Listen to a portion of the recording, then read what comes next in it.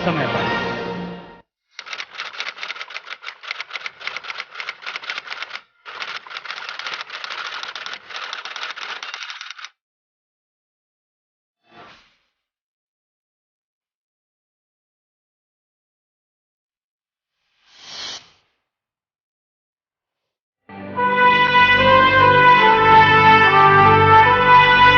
दुनिया का सबसे बड़ा लोकतंत्र,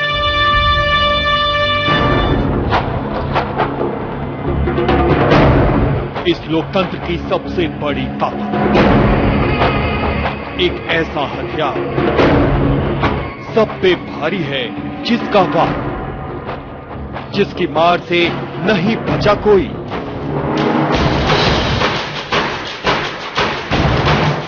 ये है वोट की ताकत, जो लोकतंत्र का एहसास दिलाती है। ये चुनाव आयोग की शक्ति है, जो एक बूंद स्याही से देश का भविष्य लिखता है।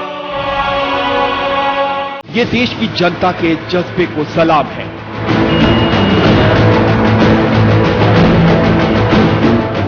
चुनाव आयोग हमें हमारे हक का इस्तेमाल सिखलाता है, जिसकी नजरों में एक एक वोट की कीमत है, अनमोल है ये, क्योंकि हमारे अंधियारों भरी रात को रोशन करता है।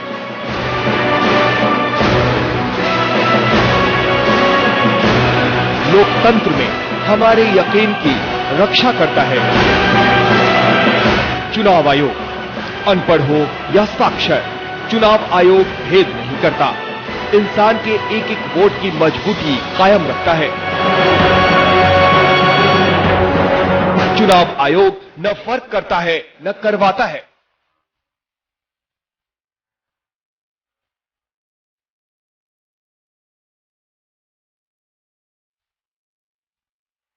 देश के सबसे बड़े पर्व की गूंज है वोट, और इस वोट को और मजबूती दे रहा है भारत की सबसे बड़ी स्वायत्तता, चुनाव आयोग, लोकतंत्र का पहरेदार।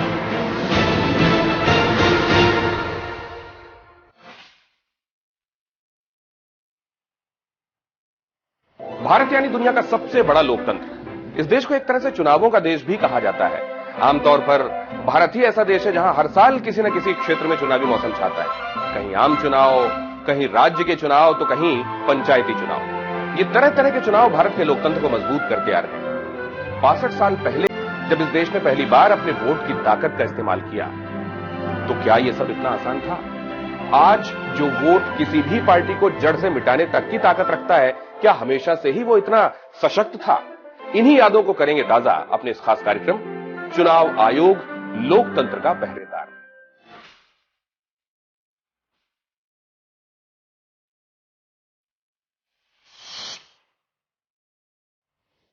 साल 1947 में भारत ने आजादी हासिल की।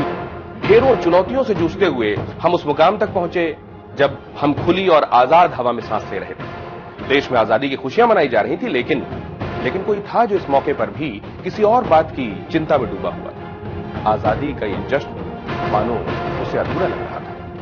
Long years ago, we made a tryst with destiny, and now the time comes when we shall redeem our pledge, not wholly or in full measure, but very substantially.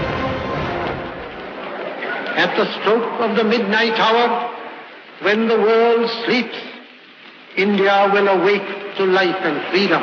खचाखच भरी संसद और इस संसद को संबोधित करते पंडित जवाहरलाल नेहरू, एक बुलंद आवाज जिसमें मुकम्मल हिंदुस्तान की बुलंद तस्वीर साफ नजर आ रही थी। लेकिन आजादी के जोश और जुनून में भी एक दर्द था जो नेहरू को परेशान किए जा रहा था।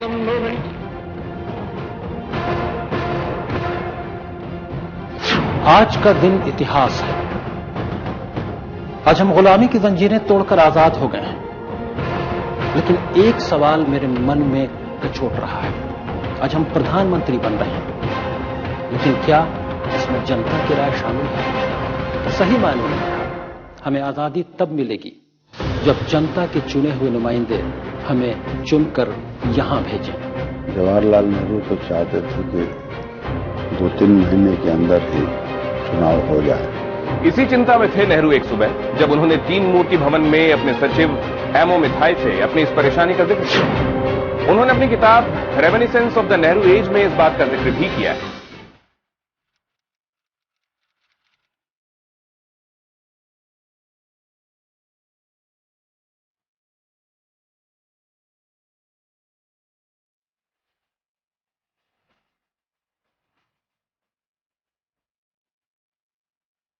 मिथ है, आजादी तो हमें मिल गई है, लेकिन क्या वाकई हम आजाद हैं? मैं आज इस देश का प्रधानमंत्री हूं, लेकिन जनता ने हमें नहीं चुना। मैं चाहता हूं कि जनता अपनी वोट की ताकत को पहचाने, अपना प्रतिनिधि खुद संसद में चुनकर भेजे, और यह काम जल्द से जल्द होना चाहिए। जल्द से जल्द होना चाहिए यह काम यानी नेहरू का साफ मतलब था कि कहीं ना कहीं उन्हें इस बात की चिंता सताए जा रही है कि वो संसद तक पहुंच तो गए हैं, लेकिन इसमें जनता की राय शामिल नहीं है। नेहरू और उनका पहला मंत्रिमंडल ही था जो आज तक भारत के इतिहास में बिना लोकतांत्रिक तरीके से संसद तक पहुंचे। हालांकि उस दौर में कहा जाए तो लहर कांग्रेस की ही थी, लेकिन ये बात नेहरू को परेशान कर रही थी और इसीलिए नेहरू जल्द चुनाव चाहते थे।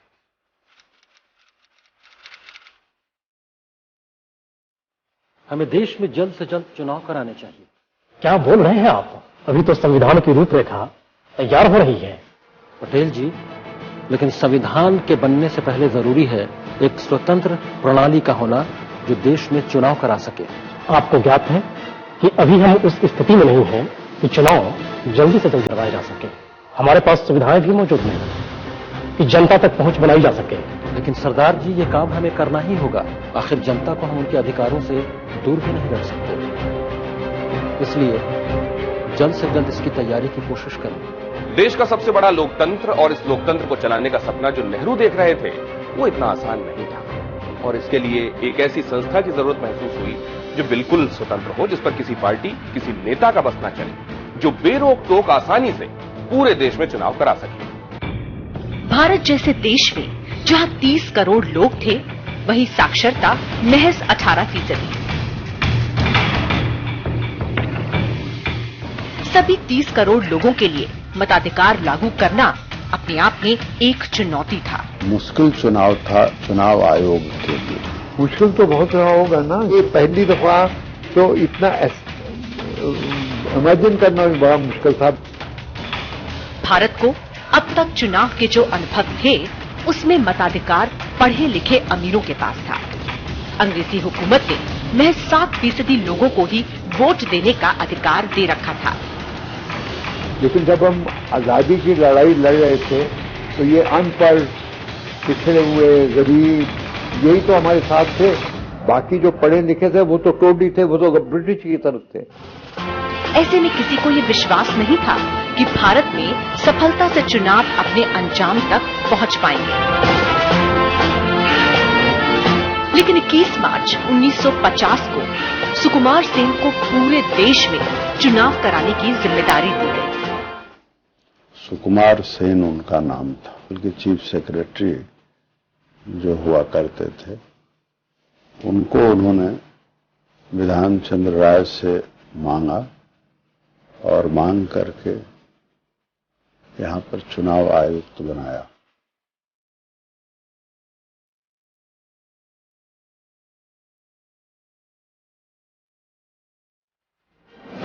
नेहरू की बार बार कोशिशों का नतीजा ये निकला कि संविधान के लागू होने से ठीक एक दिन पहले चुनाव आयोग का गठन किया गया। संविधान 26 जनवरी 1950 को लागू होना था, लेकिन इससे ठीक एक दिन पहले यानी 25 जनवरी 1950 को भारतीय चुनाव आयोग का गठन किया गया। इलेक्शन कमीशन हम लोगों को 1950 में कॉन्स्टिट्यूशन हुआ है 26 का, लेकिन 26 जनवरी को। लेकिन इलेक्शन कमीशन पैदा हुआ है 25 जनवरी 1950, एक दिन पहले। ठीक है ना जी, तब से काम कर रहे हैं। और कुछ इस तरह हुआ हमारे देश में चुनाव आयोग का गठन। लेकिन क्या ये स्वतंत्र संस्था सही मायने में स्वतंत्रता से काम कर पाई? दिखाएंगे आगे, यहां एक ब्रेक। भारत में चुनाव आयोग का गठन 25 जनवरी 1950 को हुआ। चुनाव आयोग एक स्वतंत्र संस्था है।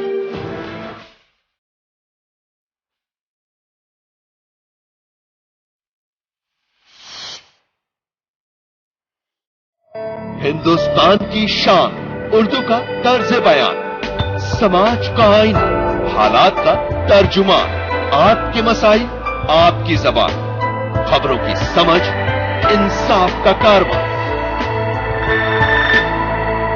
आलमी समय, सच की पहचान। मुंह से बोलेगा हर मुजरिम राज खोलेगा, साए भी उगलेंगे सुराग, कातिल होगा बेनकाब जब होगी तफ्तीश। देखिए शनिचर की रात 9:30 और इतवार सुबह 11:30 बजे सिर्फ आलमी समय पर।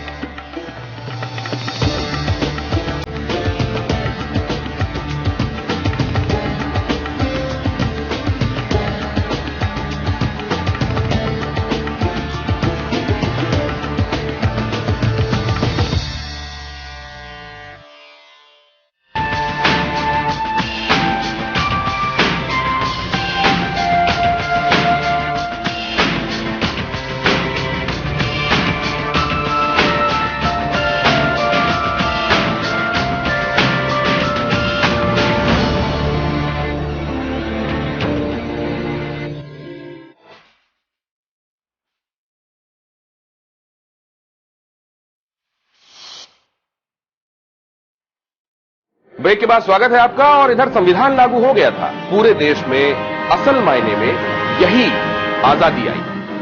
अब इस देश को कोई व्यक्ति विशेष नहीं बल्कि संविधान चलाने वाला था, और उधर चुनाव आयोग भी अपने काम में लग चुका था। लेकिन क्या इतना आसान था देश के सबसे बड़े लोकतंत्र में पहला चुनाव करवाना?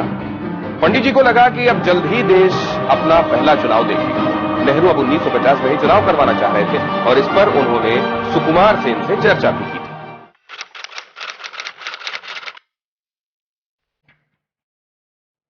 आइए सुकुमार जी, आपको कष्ट दिया, आइए बैठिए। सुकुमार जी, क्या ऐसा कोई तरीका नहीं है कि इस साल गर्मियों तक हम चुनाव करा सकें? नहीं, हमारे देश में एक एक वोटर तक पहुंचना इतना आसान नहीं है, और मैं बिल्कुल नहीं चाहता कि देश के पहले चुनाव में कोई भी मतदाता हमसे छूटे। इतना बड़ा मुल्क है हमारा, दूर दूर में गांव में लोग रहते हैं, और इसके लिए हमें इंतजार करना पड़े तो हम करेगा। आप समझ नहीं रहे हैं, आजाद हुए हमें पूरे 3 साल हो चुके हैं, और हम अब तक चुनाव नहीं करा पाए। दुनिया हंसेगी हम पर। हंसेगी नहीं, दुनिया एक दिन हमारे लोकतंत्र को मिसाल के तौर पर देखेगा, जिसके लिए हमें थोड़ी तैयारी के साथ चुनाव में उतरना पड़ेगा।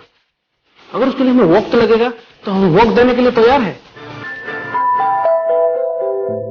आईसीएस अफसर थे, रीढ़ वाले अफसर थे। उन्होंने जवाहरलाल नेहरू के तमाम आग्रह के बावजूद उन्होंने चुनाव की व्यवस्था जब तक मुकम्मल नहीं हो गई तब तक उन्होंने चुनाव के लिए हाँ नहीं किया। नेहरू को भी सुकुमार सेन की बात पसंद आई। नेहरू ने उससे कहा कि मैं मानता हूं जो आपने कहा।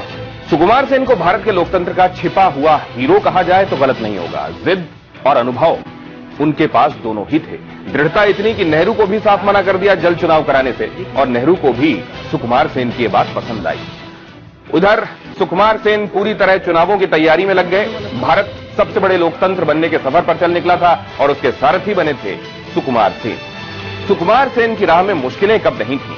उन्हें बड़ी बड़ी चुनौतियों से पार पाना था, और इसमें सबसे मुश्किल था हर वोटर तक पहुंच पाना, वोटर लिस्ट तैयार करना, सड़कें बनवाना, मतदाता को जागरूक करना और पार्टियों का गठन करना। उन दिनों सुरक्षा इतना बड़ा मसला नहीं था, लिहाजा सुकुमार सेन ने एक एक कर तमाम चुनौतियों से पार पा लिया। सबसे पहले उन्होंने अपने साथ 2 री इलेक्शन कमिश्नर और हर राज्य से एक इलेक्शन ऑफिसर रखा। सबसे पहले तो चुनाव आयोग के हाथ मजबूत करने के लिए इसमें भर्तियां की गईं। सुकुमार सेन ने पूरे देश में चुनावों को लेकर मुहिम चलाई। हर भारतवासी को इलेक्टोरल रोल में शामिल किया गया। 0 एरर, एक गलती नहीं बर्दाश्त। ये हम ये नहीं कह सकते कि हमारा 60% इलेक्शन बहुत अच्छा था और पास मार्क्स होते हैं ना, फर्स्ट डिवीजन 60% और 70% पे डिस्टिंक्शन और 75 पे, ऐसा नहीं। हमारे लिए तो 100% सक्सेसफुल होना चाहिए। एक बूथ में भी गड़बड़ी है तो हमको एक्सेप्टेबल नहीं है, क्योंकि उससे रिजल्ट बदल सकता है। भारत का एक एक नागरिक इस देश का मालिक होगा, सोवरेंटी पीपुल ऑफ इंडिया के पास होगा और वही सरकार बनाएगा, सरकार बदलेगा, सब सारी जो मेन प्रक्रिया होगी उसमें उसकी अहम भूमिका होगी और इसीलिए दिया गया हर व्यक्ति को एक ही वोट देगा, गरीब अमीर कोई भी हो, हर को दिया गया। चुनाव चिन्ह, बैलेट पेपर और बैलेट बॉक्स तैयार किए गए। पहले चुनाव में मतदान केंद्रों का तक बैलेट बॉक्स पहुंचाना एक बड़ी समस्या थी कि हर जगह बूथ और बूथ के साथ आदमी, तो और ऐसा चाहे वो पहाड़ है चाहे कहीं और जगह है, तो तब भारत के कई गांव का रास्ता नदियों से होकर जाता था। ऐसे में जहां जहां पुल की जरूरत महसूस की गई वहां पुल बनाए गए, सड़कें बनाई गई, जंगलों के बीच से रास्ते बनाए गए। माना जा सकता है कि ये चुनाव देश की तरक्की के लिए भी मील का पत्थर साबित हुए।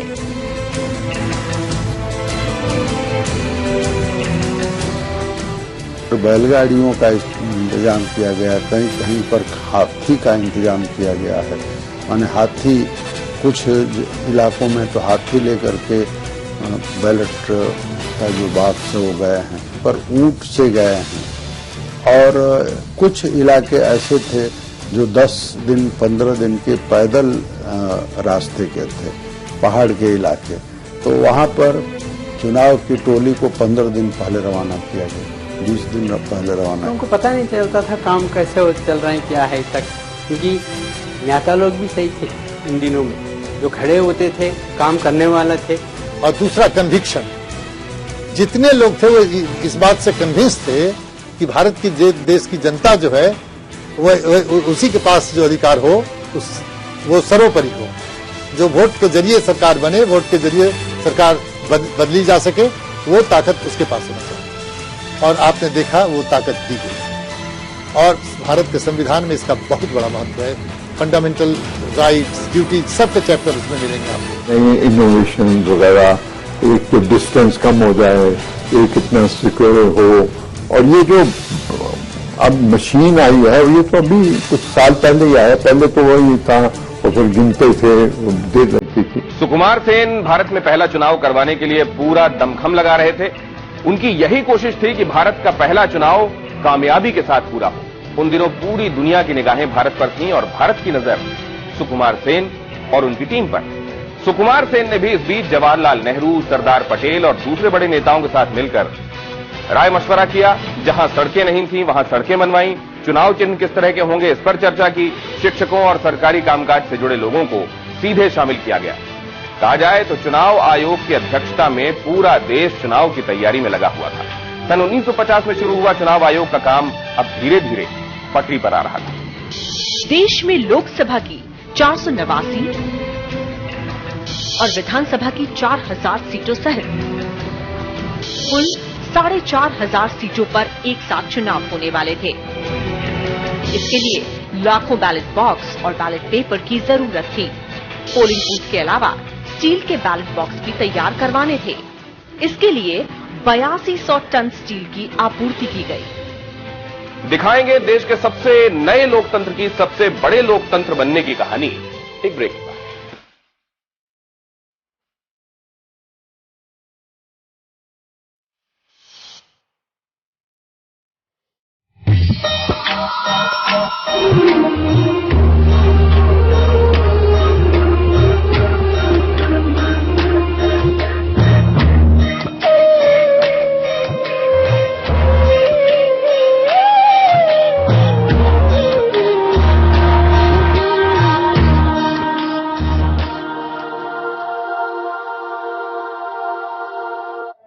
हिंदुस्तान की शान, उर्दू का तर्ज बयान, समाज का आईना, हालात का तर्जुमान, आपके मसाइल, आपकी ज़बान, खबरों की समझ, इंसाफ का कारवां।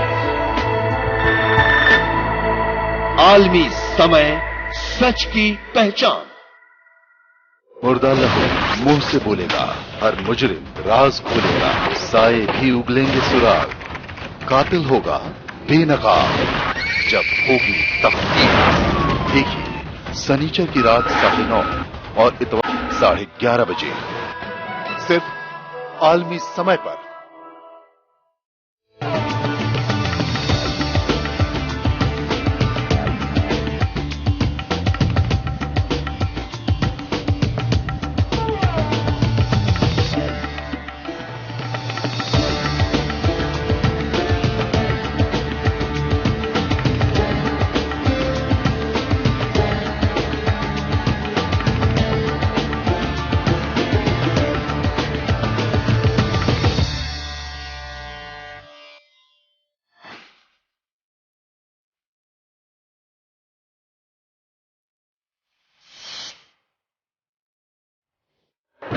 अब देश अपने पहले आम चुनावों के लिए तैयार था। सुकुमार सेन भी इसके लिए अपनी हरी झंडी दिखा चुके थे। साल 1952 जनवरी और फरवरी के महीने में आम चुनावों का होना तय हुआ। चुनाव हुए और कुछ इस तरह हुए कि देश ही नहीं, दुनिया के लिए भी मिसाल बन गए।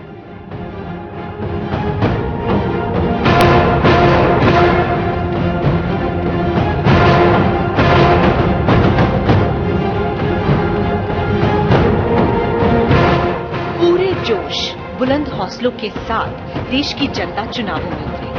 चुनाव आयोग ने कोई कसर न छोड़ी कि देश का पहला चुनाव ऐतिहासिक बन जाए। जनता में भी पहली बार वोट डालने की ललक थी। चुनाव के दिन भी सिर्फ मान लीजिए कि उस दिन बूथ मैनेजमेंट जिसको कहते हैं उसके लिए भी पैसा लेने को कोई तैयारी नहीं होता था। तो चुनाव लड़ने वाले का भी कोई ज्यादा खर्च होने का सवाल ही नहीं था। चुनाव में जो मदद करते थे उनका भी ज्यादा खर्च होने का कोई सवाल ही नहीं था। और गांव वाले खुद ही इन्वॉल्व, आम जनता जिसको कहते हैं, जो मालिक थी, मालिक खुद भी लोग आगे आते थे। तो नतीजा होता था कि चुनाव एक आदर्श चुनाव हुआ करता था। और चुनाव इस ढंग से होता था कि न तो कोई बूथ पे जो ऑफिसर्स जाते थे या जो पोलिंग बूथ्स वगैरह, किसी को कोई परेशानी नहीं। अनुशासित ढंग से लोग आते थे, वोट करते थे और अपना अपना जिसको जिस फ्रीडम था, उस वक्त भी अपोजिशन नहीं था, सो बात नहीं था। अपोजिशन के लोग भी मूल्यमानता, बहुत भारी मूल्यमानता मानने वाले थे। उन्हें मालूम था कि इस वोट का अधिकार उन्हें कितनी मुश्किल से मिला है। मालूम था कि यहाँ तक पहुँचने के लिए कितने दुख, कितनी तकलीफें, कितनी शहादतें और कितना खून बहा है। जनवरी 2650 के बाद अब 13 मई को लोकसभा गठित हो रही है, तो इसका मतलब करीब 2.5 साल जो है वो पहले चुनाव में लगे हैं। माना जा सकता है कि ये चुनाव देश की तरक्की के लिए भी मील का पत्थर साबित हुए।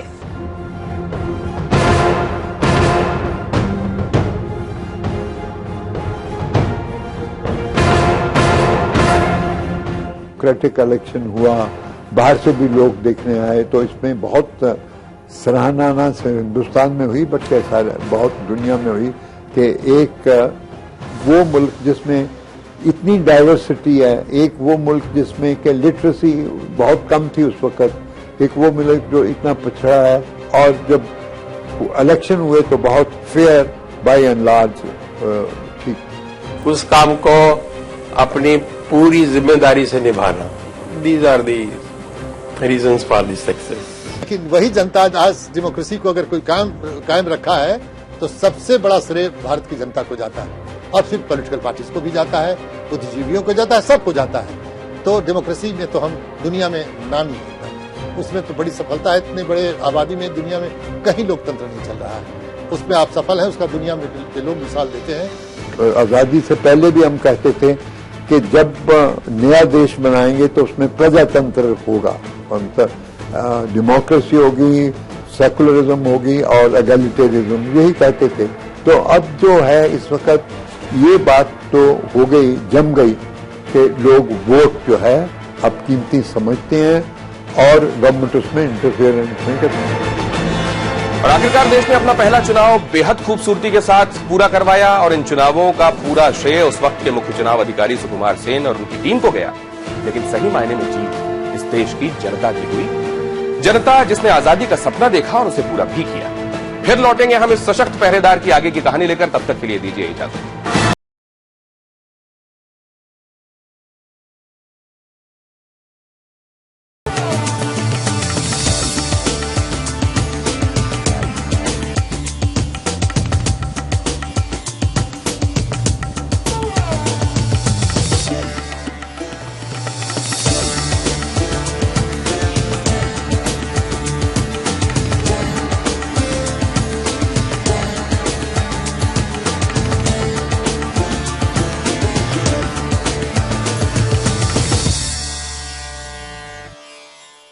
मुर्दा लहू मुंह से बोलेगा, हर मुजरिम राज खोलेगा, साए भी उगलेंगे सुराग, कातिल होगा बेनकाब जब होगी तफ्तीश। देखिए शनिचर की रात 9:30 और इतवार सुबह 11:30 बजे सिर्फ आलमी समय पर।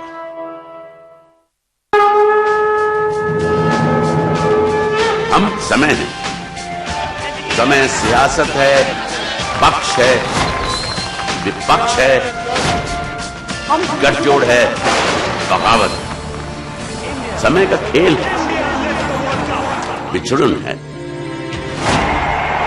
मेल है।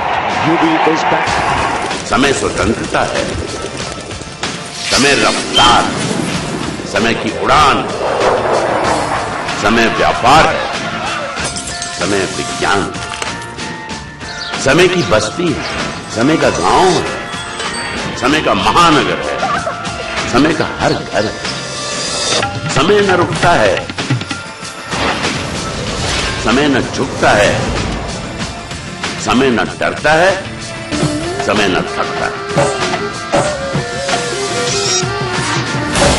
समय एक नारा है, समय सभी का है। समय तुम्हारा है, हम समय हैं, ये समय हमारा है। रहिए समय के साथ।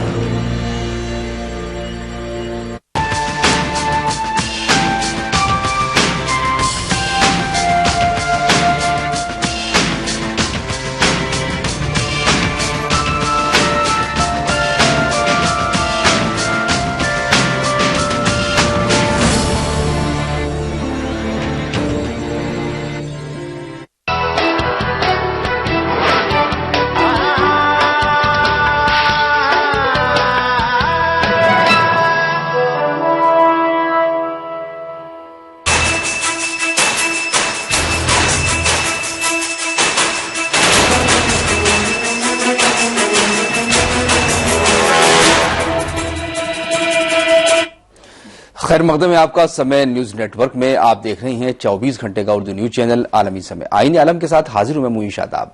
सबसे पहले देखेंगे अहम खबरों की सुर्खियां।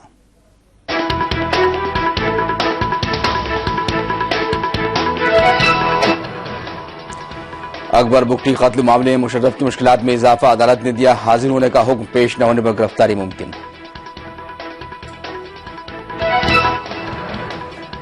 मलेशियाई तैयारे के बारे में मिले सबसे अहम सुराग, ऑस्ट्रेलियाई बहरी जहाज को हासिल हुए ब्लैक बॉक्स के सिग्नल। यूक्रेन के 3 शहरों में रूस नवाजों का एहतजाज, कई इमारतों पर किया कब्जा, हुकूमत ने कहा क्रीमिया का मंजरनामा दोहराना चाहता है रूस।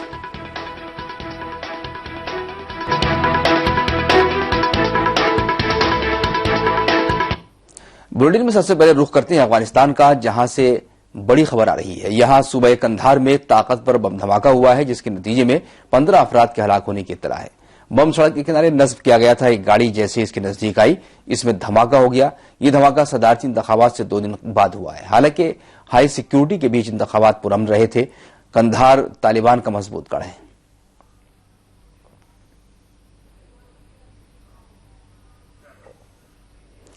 पाकिस्तान के साबिक सदर परवेज मुशर्रफ की परेशानी में इजाफा होता जा रहा है। कोयटा में वाक़ इंसदादे दहशतगर्दी की एक अदालत ने उन्हें अकबर बुगटी कत्ल मामले में 21 अप्रैल को पेश होने को कहा है। इस मामले में मुशर्रफ को सुप्रीम कोर्ट से जमानत मिल चुकी है, लेकिन कोयटा अदालत ने साफ कर दिया है कि अगर मुशर्रफ हाजिर नहीं होते हैं तो उनकी गिरफ्तारी हो सकती है, उनकी जमानत मनसूख हो सकती है। मामले के मुद्दई और अकबर बुगटी के बेटे जमील बुगटी के वकील के मुताबिक अदालत में हाजिर न होने की सूरत में उनके खिलाफ गिरफ्तारी वारंट भी जारी किया जा सकता है। बलोच रहनुमा अकबर बुख्ती सूबाई बलोचिस्तान के वजीर आला थे। 2006 में एक फौजी ऑपरेशन के दौरान वो हलाक हो गए थे। तभी से बलोच कबाइल में सरकार के तहत शदीद नाराजगी पाई जा रही है। हाल ही में मुल्क का आईन मनसूख करने और इमरजेंसी नाफिज करने के मामले में भी मुशर्रफ को अदालत में मुंह की खानी पड़ी थी। 529 इख्वान कारकुनों को सजाए मौत सुनाने वाले मिस्र के जज सईद यूसुफ ने इल्जाम लगाया कि इख्वान की जानिब से उन्हें जान से मारने की धमकियां मिल रही हैं। इसी वजह से वो अपने पूरे खानदान के साथ घर में महसूर होकर रह गए हैं। जज ने शिकायत की सजा सुनाए जाने के बाद इख्वान कारकुनों ने उनके घर के बाहर धरना भी दिया था। अल अरबिया.com को एक इंटरव्यू में जज